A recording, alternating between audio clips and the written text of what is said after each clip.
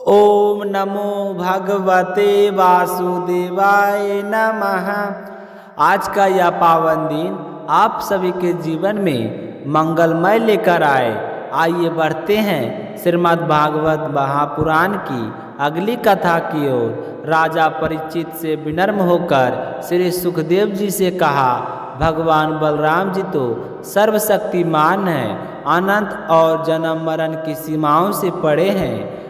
उनका स्वरूप, गुण और लीलाएं तो मानव की बुद्धि और वाणी से भी परे हैं। उनके प्रत्येक लीला अद्भुत और अलौकिक है। कृपया मुझे उनके अन्य अद्वितीय कार्यों के बारे में सुनाइए।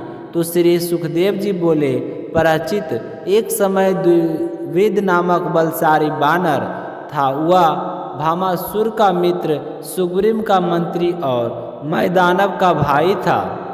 जब उसे समाचार मिला कि भगवान श्री कृष्ण ने भामासुर का वध कर दिया है, तो उसने प्रतिशोध लेने की ठान ली। वह नगरों, गांवों और बस्तियों में आग लगवा देता है, पहाड़ उखड़वा कर तोड़ देता है, समुद्र में जल को इतना उछालता है कि तट डूब जाते हैं, ऋषियों के आश्रम उजाड़ देता है, यज्ञ कुंड में मल मूत्र डाल देता है और स्त्री पुरुषों को पकड़कर पहाड़ों की गुफाओं में बंद कर देता है। एक दिन रैवत पर्वत पर बलराम जी अपनी सखियों के साथ मधुर संगीत और मधुपान का आनंद ले रहे थे। उनका स्वरूप अद्भुत था। वक्ष पर कमलामाला, नेत्रों की आनंद की आभा में तभी द्विबंध आया और वृक्षों को हिलाकर अजीब हरकतें करके बलराम जी की सखियों का अपमान करने लगा। वह कभी मुंह बनाता, कभी अंग विक्षेप करता, यहाँ तक कि मधु कलश तोड़ डाला और वस्त्र फाड़ने लगा।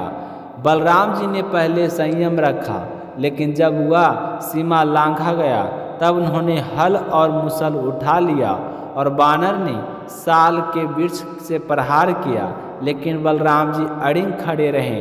उन्होंने मूसल से प्रहार कर उसका मस्तक फोड़ दिए। तभी फिर भी वह लड़ता रहा, वृक्ष उखाड़ कर चट्टानों फेंक कर, लेकिन बलराम जी ने सब चकनाचूर कर दिया। अंत उन्होंने अपने दोनों हाथों से उनकी हड्डियां तोड़ डाली। वानर खून उगलता हुआ गिर पड़ा और देवलोक से पुष्प वर्षा होने लगी। परंचित उसके बाद कथा आती है शाम की, जो श्री कृष्ण और जाम्बवती के पुत्र थे। उन्होंने स्वयंवर में दुर्योधन की कन्या लक्ष्मण का हरण किया था। कौरव क्रोधित हुए और युद्ध करके शाम को बंदी बना लिया। यह समाचार द्वारका पहुंचा तो यदुवंशी युद्ध तैयार हो गए, लेकिन बलराम युद्ध को टालने का निर्णय लिया और अकेले हस्तिनापुर पहुँचे। बलराम जी ने कुरुओं से कहा, सांब और लक्ष्मणा को सम्मानपूर्वक हमारे पास भेज दो ताकि कलह ना हो। लेकिन कौरव अहंकार में चूर होकर उल्टे अपमानजनक बातें करने लगे। यह सुनकर बलराम जी का धैर्य टूट गया।